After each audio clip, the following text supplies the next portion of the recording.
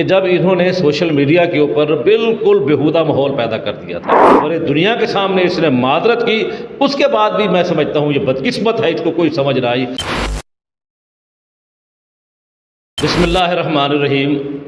Voice of public کے ساتھ آپ کا میزبان اصغر تھیم۔ ناظرین، بالآخر تصدیق ہو چکی ہے کہ ملتان سائبر کرائم نے ایف اے والوں نے حکیم شہزاد کو گرفتار کر لیا ہے۔ 2-3 دن سے مسلسل یہ چیمگوئیاں چل رہی تھیں، شاید کو 2-3 دن پہلے بھی اس کے دواخانے پہ ریڈ ہوا تو اس وقت شاید یہ موجود نہ تھا یا کہیں آگے پیچھے ہو گیا۔ تو آج صبح سے یہ شجاع آباد کی یا سوشل میڈیا پہ بہت ساری باتیں چل رہی تھیں، لوگ بہت زیادہ اس کے ملنے والوں کو فون کر رہے تھے۔ آج بالآخر سائبر کرائم والوں نے انہوں نے باقاعدہ طور پہ ان کا فوٹو اور ساری چیزیں شیئر کر دی ہیں۔ ناظرین، گزارش یہ ہے کہ میری اس کے ساتھ کسی قسم کی کوئی ذاتی لڑائی نہیں ہے۔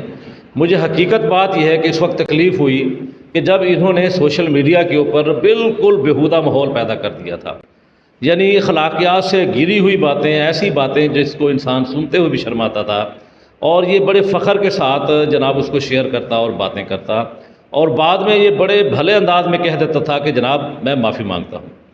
کئی دفعہ اس نے ایسی بیہودہ باتیں کی، وہ اپنا ارشد ندیم کے اوپر بھی اس نے جناب گیا اور پہنچا، اور اس نے جب اس کو وہاں پہ پیسے دیے تو وہ بھی ایک بڑا بھونڈا تھا انداز تھا۔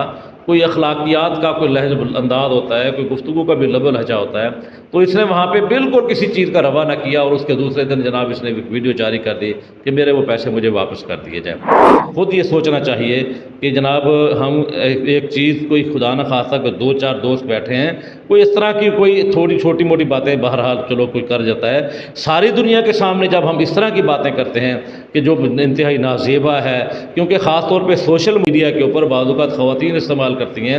آج کل پڑھا لکھا دور ہے، یونیورسٹی کی بچیاں اسے استعمال کرتی ہیں، کیونکہ آج کل موبائل اور یہ فیس بک اور یہ واٹس ایپ اور یہ ساری چیزیں اور خاص طور پہ انٹرنیٹ یہ تمام تر اسٹوڈنٹ کے استعمال میں زیادہ آتا ہے۔ تو جب اس طرح کا ہم مواد پاتے ہیں، اور میں حیران ہوں دوسری طرف ہم یہ دعویٰ کرتے ہیں کہ ہم آنے والے دنوں میں اس ملک کی باغ دور سنبھالیں گے، تو بہرحال یہ چیزیں انتہائی غلط ہیں۔ مجھے پتہ ہے کہ بہت سارے لوگ اس مجھ پہ خفا ہوں گے، ناراض ہوں گے کہ آپ نے جناب اس طرح حکیم شہزاد کے خلاف بات کیوں کی۔ معذرت کے ساتھ مجھے حکیم شہزاد سے کوئی ناراضگی یا مجھے اس سے کسی قسم کا وہ نہیں ہے، کوئی عداوت نہیں ہے۔